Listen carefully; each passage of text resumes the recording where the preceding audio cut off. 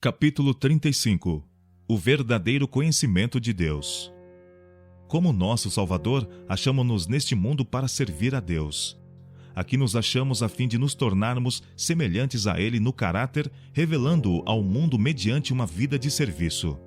Para sermos colaboradores seus, para sermos semelhantes a Ele e lhe revelarmos o caráter, precisamos conhecê-lo direito.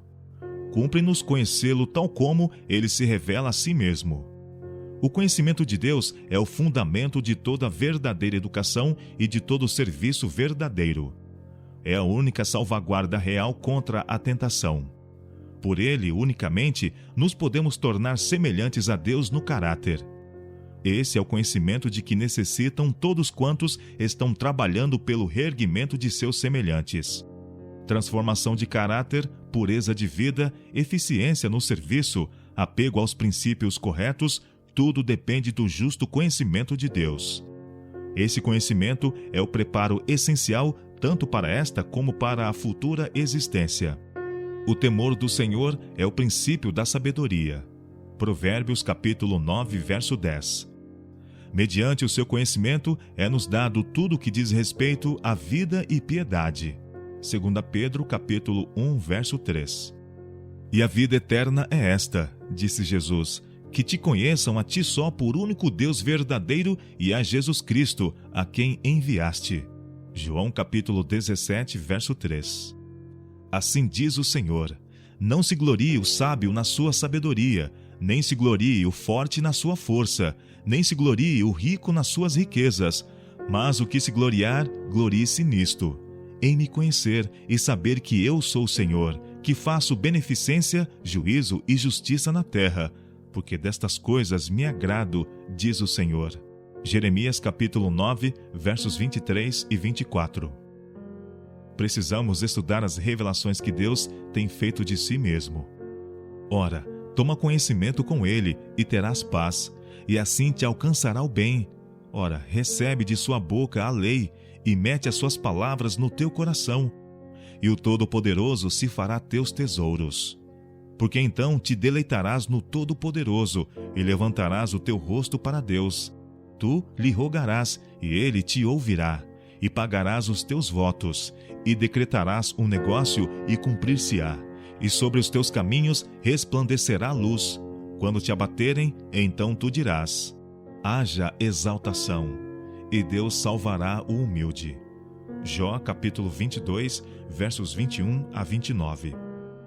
Suas coisas invisíveis, desde a criação do mundo, tanto o seu eterno poder como a sua divindade, se entendem e claramente se veem pelas coisas que estão criadas. Romanos capítulo 1, verso 20. As coisas da natureza que agora contemplamos não nos dão senão uma fraca ideia da glória do Éden. O pecado manchou a beleza da terra.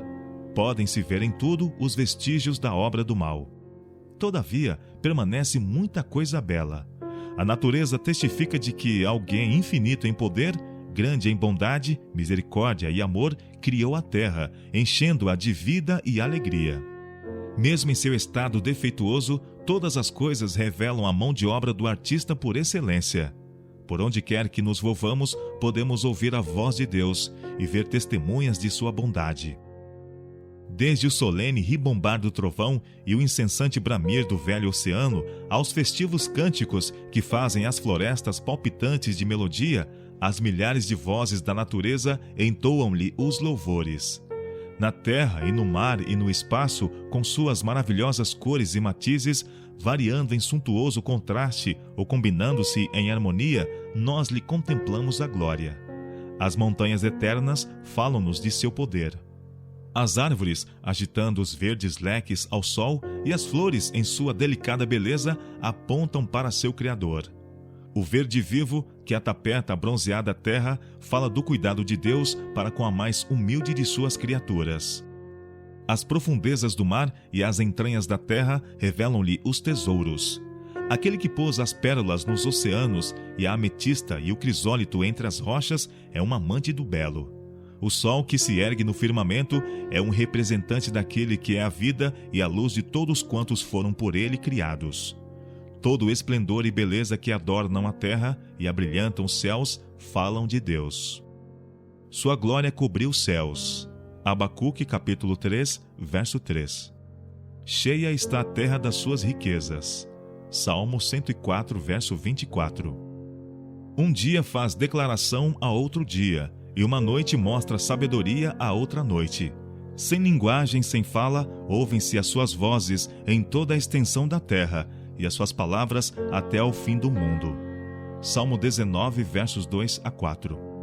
Todas as coisas falam do seu terno e paternal cuidado, e de seu desejo de tornar felizes os seus filhos.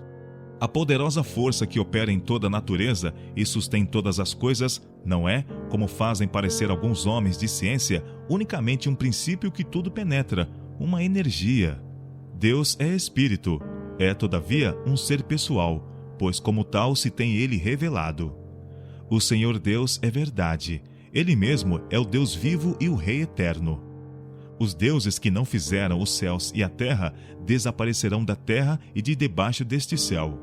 Não é semelhante a estes a porção de Jacó, porque ele é o Criador de todas as coisas.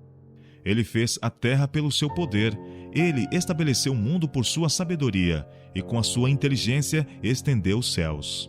Jeremias capítulo 10, versos 10, 11, 16 e 12. A mão de obra de Deus em a natureza não é o próprio Deus em a natureza. As coisas da natureza são uma expressão do caráter e do poder de Deus. Não devemos, porém, considerá-la como Deus. A habilidade artística das criaturas humanas produz obras muito belas, coisas que deleitam a vista, e essas coisas nos revelam algo de seu autor. A obra feita não é, no entanto, seu autor. Não é a obra, mas o obreiro, que é considerado digno de honra. Assim, ao passo que a natureza é uma expressão do pensamento de Deus, não é a natureza, mas o Deus da natureza que deve ser exaltado. Ó, vinde, adoremos e prostremo-nos, ajoelhemos diante do Senhor. Nas suas mãos estão as profundezas da terra, e as alturas dos montes são suas. Seu é o mar, pois ele o fez, e as suas mãos formaram a terra seca. Salmo 95, versos 6, 4 e 5. Procurai o que faz o sete estrelo e o Órion, e torna a sombra da noite em manhã, e escurece o dia como a noite. Amós capítulo 5, verso 8. É ele o que forma os montes e cria o vento, e declara ao homem qual é o seu pensamento. Amós capítulo 4, verso 13. Ele é o que edifica as suas câmaras no céu, e a sua abóbada afundou na terra. É o que chama as águas do mar e as derrama sobre a terra. O Senhor é o seu nome. Amós capítulo 9, verso 6. A obra da criação não pode ser explicada pela ciência. Que ciência pode explicar o mistério da vida? Pela fé, entendemos que os mundos, pela palavra de Deus, foram criados, de maneira que aquilo que se vê não foi feito do que é aparente. Hebreus capítulo 11, verso 3. Eu formo a luz e crio as trevas. Eu, o Senhor, faço todas essas coisas. Eu fiz a terra e criei nela o homem. Eu fiz, as minhas mãos estenderam os céus, e a todos os seus exércitos dei as minhas ordens. Isaías capítulo 45, versos 7 e 12. Eu os chamarei e aparecerão juntos. Isaías capítulo 48, verso 13. Na criação da terra, Deus não dependeu de matéria pré-existente. Falou e tudo se fez, mandou e logo tudo apareceu. Salmo 33, verso 9. Todas as coisas, materiais ou espirituais, apareceram diante do Senhor Jeová, a sua palavra, e foram criadas para seu próprio desígnio. O céu e todo o seu exército, a terra e tudo quanto nela há, vieram à existência pelo sopro de sua boca. Na criação do homem, manifestou-se a atuação de um Deus pessoal. Quando Deus fizera o homem à sua imagem, a forma humana era perfeita, mas jazia inanimada. Então, um Deus pessoal, de existência própria, soprou naquela forma o fôlego da vida, e o homem tornou-se um ser vivo, inteligente. Todas as partes de seu organismo se puseram em ação. O coração, as artérias, as veias, a língua, as mãos, os pés, os sentidos, as faculdades da mente, tudo se pôs a funcionar, sendo todos submetidos a uma lei. O homem tornou-se alma vivente. Mediante Cristo, a palavra, um Deus pessoal criou o homem, dotando-o de inteligência e poder. Nossa matéria não lhe era oculta quando, em segredo, fomos formados. Seus olhos viram essa matéria ainda informe, e em seu livro todos os nossos membros foram escritos, quando ainda nenhum deles havia. Deus designou que acima de todas as ordens inferiores de seres, o homem, a coroa de sua criação, exprimisse seus pensamentos e lhe revelasse a glória. Mas o homem não se deve exaltar como Deus. Celebrai com júbilo ao Senhor, servi ao Senhor com alegria e apresentai-vos a Ele com canto. Sabei que o Senhor é Deus, foi Ele e não nós que nos fez seu povo e ovelhas de seu pasto. Entrai pelas portas dele com louvor e em seus átrios com hinos. Louvai-o e bendizei o seu nome. Salmo 100, versos 1 a 4. Exaltai ao Senhor nosso Deus e adorai-o no seu santo monte, porque o Senhor nosso Deus é santo. Salmo 99, verso 9. Deus está continuamente ocupado em manter e empregar como seus servos as coisas que criou. Opera por meio das leis da natureza, delas se servindo como instrumentos seus. Elas não agem por si mesmas. A natureza, em sua obra, testifica da presença inteligente e da atividade de um ser que opera em tudo segundo a sua vontade. Para sempre, ó Senhor, a tua palavra permanece no céu. A tua fidelidade estende-se de geração em geração. Tu firmaste a terra e firme permanece. Conforme o que ordenaste, tudo se mantém até hoje, porque todas as coisas te obedecem. Salmo 119, versos 89 a 91. Tudo que o Senhor quis, Ele o fez, nos céus e na terra, nos mares e em todos os abismos. Salmo 135, verso 6. Mandou e logo foram criadas, e os confirmou para sempre, e lhes deu uma lei que não ultrapassarão. Salmo 148, versos 5 e 6. Não é por um poder a ela inerente que ano após ano a terra produz suas fartas colheitas e continua sua marcha ao redor do sol. A mão do infinito está em perpétua operação, guiando este planeta. É o poder de Deus em contínuo exercício que mantém a terra em equilíbrio em sua rotação. É Deus que faz o sol se erguer nos céus. Abre as janelas do céu e dá chuva. Dá a neve como lã e esparge a geada como cinza. Salmo 147, verso 16. Fazendo ele soar a voz, logo há arruído de águas no céu, e sobem os vapores da extremidade da terra. Ele faz os relâmpagos para a chuva, e faz sair o vento dos seus tesouros. Jeremias capítulo 10, verso 13. O mecanismo do corpo humano não pode ser plenamente compreendido. Apresenta mistérios que desconcertam o mais inteligente. Não é em resultado de um mecanismo que, uma vez posto a funcionar, continua sua obra, que o pulso bate e respiração se segue à respiração. Em Deus vivemos e nos movemos e existimos. O coração palpitante, o pulso em seu ritmo, cada nervo e músculo do organismo vivo é mantido em ordem e atividade pelo poder de um Deus sempre presente. A Bíblia nos mostra Deus em seu alto e santo lugar, não em um estado de inatividade, não em silêncio e solidão, mas circundado por miríades e miríades e milhares de seres santos, todos esperando por fazer a sua vontade. Por meio desses mensageiros, ele está em ativa comunicação com todas as partes de seus domínios. Por seu Espírito, está presente em toda parte. Por meio de seu Espírito e dos anjos, ministra aos filhos dos homens. Acima das perturbações da terra, está ele sentado em seu trono. Tudo está patente a seu exame, e de sua grande e serena eternidade ordena aquilo que melhor parece a sua providência. Não é do homem o seu caminho, nem do homem que caminha o dirigir os seus passos. Jeremias capítulo 10, verso 23. Confia no Senhor de todo o teu coração, reconhece-o em todos os teus caminhos, e ele endireitará as tuas veredas. Provérbios capítulo 3, versos 5 e 6. Os olhos do Senhor estão sobre os que o temem, sobre os que esperam na sua misericórdia, para livrar a sua alma da morte e para os conservar vivos na fome. Salmo 33, verso 18. Quão preciosa é, ó Deus, a tua benignidade!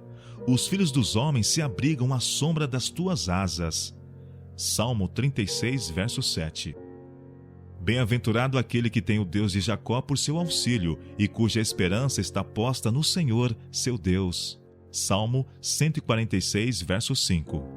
A terra, ó Senhor, está cheia da tua benignidade. Salmo 119, verso 64. Tu amas a justiça e o juízo. Salmo 33, verso 5.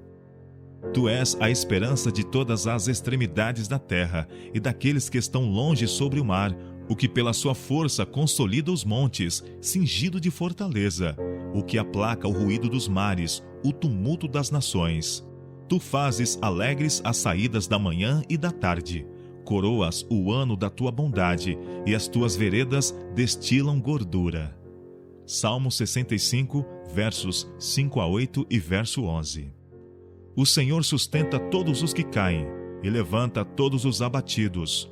Os olhos de todos esperam em ti, e tu lhes dás o seu mantimento a seu tempo.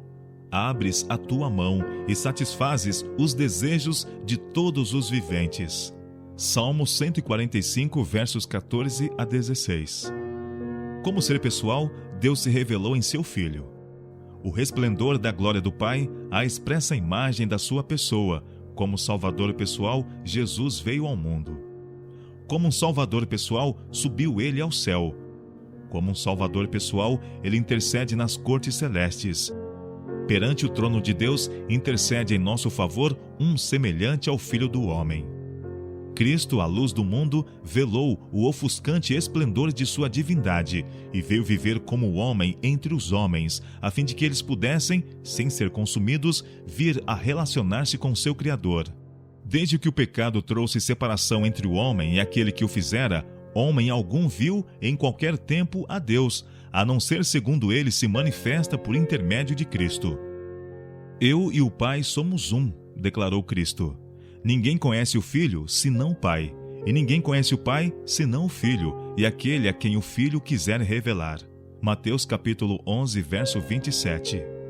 Cristo veio para ensinar às criaturas humanas aquilo que Deus deseja que elas conheçam. Em cima nos céus, na terra, na vastidão do oceano, vemos a obra das mãos de Deus. Todas as coisas criadas testificam de seu poder, sua sabedoria, seu amor. Todavia, não nos é possível, por meio das estrelas, ou do oceano, ou da catarata, aprender da personalidade de Deus o que nos é revelado em Cristo.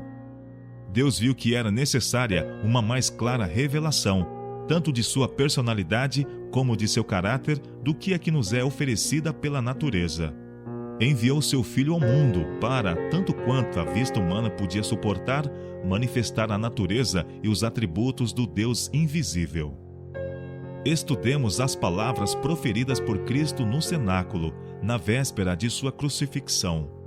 Aproximava-se a hora de seu julgamento e ele buscou confortar os discípulos que deviam ser tão rigorosamente provados. Não se turbe o vosso coração. Credes em Deus, crede também em mim. Na casa de meu Pai há muitas moradas. Se não fosse assim, eu vô-lo teria dito, pois vou preparar-vos lugar. Disse-lhe Tomé: Senhor, nós não sabemos para onde vais, e como podemos saber o caminho? Disse-lhe Jesus: Eu sou o caminho e a verdade e a vida. Ninguém vem ao Pai senão por mim. Se vós me conhecesseis a mim, também conheceríeis a meu Pai. E já desde agora o conheceis e o tendes visto. Senhor, mostra-nos o Pai, disse Filipe, o que nos basta. Disse-lhe Jesus: Estou há tanto tempo convosco e não me tendes conhecido, Filipe? Quem me vê a mim, vê o Pai. E como dizes tu, mostra-nos o Pai? Não crês tu que eu estou no Pai e que o Pai está em mim? As palavras que eu vos digo, não as digo de mim mesmo, mas o Pai que está em mim é que faz as obras. João capítulo 14, versos 1, 2 e versos 5 a 10. Os discípulos ainda não compreendiam as palavras de Cristo quanto à sua relação para com Deus. Muito do seu ensino ainda lhes era obscuro. Cristo desejava que eles tivessem um mais claro, mais distinto conhecimento de Deus. Disse-vos isso por parábolas, disse ele: chega, porém, a hora em que vos não falarei mais por parábolas, mas abertamente vos falarei acerca do Pai. João capítulo 16, verso 25. Quando, no dia de Pentecoste, o Espírito Santo foi derramado sobre os discípulos, eles entenderam mais claramente as verdades que Jesus lhes dissera por parábolas. Muito dos ensinos que lhes haviam sido um mistério tornou-se-lhes claro. Mas nem mesmo então receberam os discípulos o pleno cumprimento da promessa de Cristo. Receberam relativamente a Deus todo o conhecimento que lhes era possível suportar, mas o completo cumprimento da promessa de que Cristo lhes havia de mostrar plenamente o Pai estava por vir. Assim acontece hoje em dia. Nosso conhecimento de Deus é parcial e imperfeito. Quando o conflito terminar e o homem, Cristo Jesus, reconhecer perante o Pai os seus fiéis obreiros, que no mundo de pecado têm dele dado um verdadeiro testemunho, compreenderão eles claramente o que agora lhes é mistério. Cristo levou consigo para as cortes celestes a sua glorificada humanidade. Aos que o recebem, ele dá poder para se tornarem filhos de Deus, para que enfim possa recebê-los como seus, para com ele habitar por toda a eternidade. Se durante esta vida forem leais a Deus, afinal verão o seu rosto e na sua testa estará o seu nome. Apocalipse capítulo 22, verso 4. E qual é a felicidade do céu, se não ver a Deus? Que maior alegria poderia sobrevir ao pecador, salvo pela graça de Cristo, do que contemplar o rosto de Deus e conhecê-lo como Pai? As Escrituras indicam claramente a relação entre Deus e Cristo, apresentando com igual clareza a personalidade e individualidade de cada um. Havendo Deus antigamente falado muitas vezes e de muitas maneiras aos pais pelos profetas, a nós falou-nos nesses últimos dias pelo Filho, o qual, sendo a expressa imagem da sua pessoa e sustentando todas as coisas pela palavra do seu poder, havendo feito por si mesmo a purificação dos nossos pecados, assentou-se à destra da majestade nas alturas, feito tanto mais excelente do que os anjos, quanto herdou mais excelente nome do que eles. Porque a qual dos anjos disse jamais: Tu és meu filho, hoje eu te gerei? E outra vez: Eu lhe serei por pai, e ele me será por filho? Hebreus capítulo 1, versos 1 e 3 a 5. A personalidade do Pai e do Filho, bem como a unidade existente entre eles, é apresentada no capítulo 17 de João, na oração de Cristo por seus discípulos. Eu não rogo somente por estes, mas também por aqueles que, pela sua palavra, hão de crer em mim, para que todos sejam um, como tu, ó Pai, o és em mim, e eu em ti, que também eles sejam um em nós, para que o mundo creia que tu me enviaste. João capítulo 17, versos 20 e 21. A unidade que existe entre Cristo e seus discípulos não anula a personalidade de nenhum. São um em desígnio, mente e caráter, mas não em pessoa. É assim que Deus e Cristo são um. Tomando sobre si a humanidade, Cristo veio a ser um com a humanidade e ao mesmo tempo revelar às pecadoras criaturas humanas o Pai Celestial. Aquele que estivera na presença do Pai desde o princípio, aquele que era a expressa imagem do invisível Deus, era o único habilitado a revelar à humanidade o caráter divino. Em tudo, ele foi feito semelhante a seus irmãos. Fez-se carne, tal qual nós somos. Sentia fome e sede e fadiga. Era sustentado pelo alimento e refrigerado pelo sono. Partilhou da sorte dos homens. Era, todavia, o imaculado Filho de Deus. Era um estrangeiro e peregrino na terra. Estava no mundo, mas não era do mundo. Tentado e provado como são os homens e as mulheres de hoje, e vivendo, não obstante, uma vida isenta de pecado. Terno, compassivo, cheio de simpatia, sempre atencioso para com os outros, ele representava o caráter de Deus, achando-se continuamente empenhado em serviço para com o Senhor e o homem. O Senhor me ungiu, disse ele, para pregar boas novas aos mansos. Enviou-me a restaurar os contritos de coração, a proclamar liberdade aos cativos, a dar vista aos cegos, a pregoar o ano aceitável do Senhor, a consolar todos os tristes. Isaías capítulo 61, versos 1 e 2, e Lucas capítulo 4, verso 19. Amai a vossos inimigos, ordena-nos ele. Bendizei os que vos maldizem. Fazei bem aos que vos odeiam, e orai pelos que vos maltratam e vos perseguem, para que sejais filhos do vosso Pai que está nos céus. Mateus capítulo 5, versos 44 e 45.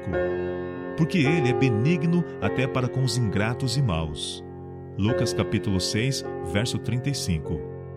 Faz que o seu sol se levante sobre maus e bons, e a chuva desça sobre justos e injustos. Mateus capítulo 5, verso 45. Sede, pois, misericordiosos, como também vosso Pai é misericordioso. Lucas capítulo 6, verso 36.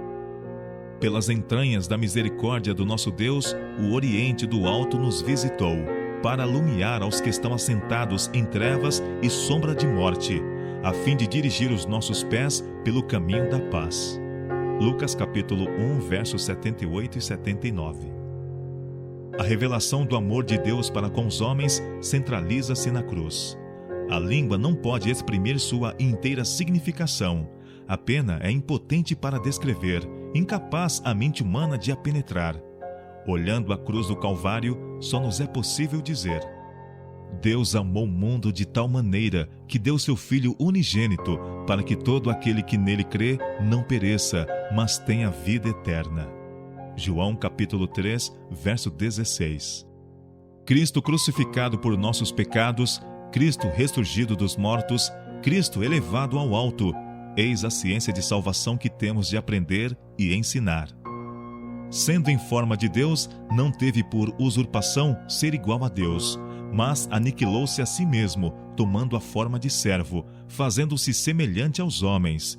E achado na forma de homem, humilhou-se a si mesmo, sendo obediente até a morte, e morte de cruz. Filipenses capítulo 2, versos 6 a 8. É Cristo quem morreu, ou antes quem ressuscitou dentre os mortos, o qual está à direita de Deus. Romanos capítulo 8, verso 34. Portanto, pode salvar totalmente e perfeitamente os que por ele se chegam a Deus, vivendo sempre para interceder por eles. Hebreus capítulo 7, verso 25. Não temos um sumo sacerdote que não possa compadecer-se das nossas fraquezas, porém um que, como nós, foi tentado em tudo, mas sem pecado. Hebreus capítulo 4, verso 15. É mediante o dom de Cristo que recebemos todas as bênçãos. Por meio desse dom, chega dia a dia até nós o fluxo incessante da bondade de Jeová. Toda flor, com seus delicados matizes e sua fragrância, é concedida para nossa satisfação por intermédio daquele dom. O sol e a lua foram feitos por ele. Não há nenhuma estrela que embeleze o céu que por ele não haja sido criada. Cada gota de chuva a cair, cada raio de sol espargido sobre nosso ingrato mundo testifica do amor de Deus em Cristo. Tudo nos é suprido através daquele inexprimível dom, o Filho unigênito de Deus. Ele foi pregado na cruz a fim de que todas essas bênçãos pudessem fluir para a obra de Deus, o homem. Vede que grande amor nos tem concedido o Pai, a ponto de sermos chamados filhos de Deus. 1 João capítulo 3, verso 1. Não se ouviu, nem com o ouvido se percebeu, nem com os olhos se viu um Deus além de ti, que trabalha para aquele que nele espera. Isaías capítulo 64, verso 4. O conhecimento de Deus, segundo a revelação dada em Cristo, eis o que devem ter todos quantos se salvam. É o conhecimento que opera transformação no caráter. Recebido esse conhecimento, recriará a alma à imagem de Deus. Comunicará a todo ser um poder espiritual que é divino. Todos nós, com cara descoberta, refletindo como um espelho a glória do Senhor, somos transformados de glória em glória na mesma imagem. 2 Coríntios capítulo 3, verso 18. Falando da própria vida, o Salvador disse: Tenho guardado os mandamentos de meu Pai. João capítulo 15, verso 10. O Pai não me tem deixado só, porque eu faço sempre o que lhe agrada. João capítulo 8, verso 29. Deus pretende que os seus seguidores sejam o que Jesus foi quando revestido da natureza humana. Cumpre-nos, em sua força, viver a vida pura e nobre que o Salvador viveu. Por causa disso, diz Paulo, me ponho de joelhos perante o Pai de nosso Senhor Jesus Cristo, do qual toda a família nos céus e na terra toma um nome, para que, segundo as riquezas de sua glória, vos conceda que sejais corroborados com poder pelo seu Espírito no homem interior, para que Cristo habite pela fé no vosso coração, a fim de, estando arraigados e fundados em amor, poderdes perfeitamente compreender, com todos os santos, qual seja a largura e o comprimento e a altura e a profundidade, e conhecer o amor de Cristo, que excede todo entendimento, para que sejais cheios de toda a plenitude de Deus. Efésios capítulo 3, versos 14 a 19. Não cessamos de orar por vós e de pedir que sejais cheios do conhecimento da sua vontade, em toda a sabedoria e inteligência espiritual, para que possais andar dignamente diante do Senhor, agradando-lhe em tudo, frutificando em toda boa obra e crescendo no conhecimento de Deus, corroborados em toda fortaleza, segundo a força da sua glória, em toda paciência e longanimidade, com gozo. Colossenses capítulo 1, versos 9 a 11. É esse o conhecimento que Deus nos está convidando a receber, e ao pé do qual tudo mais é vaidade.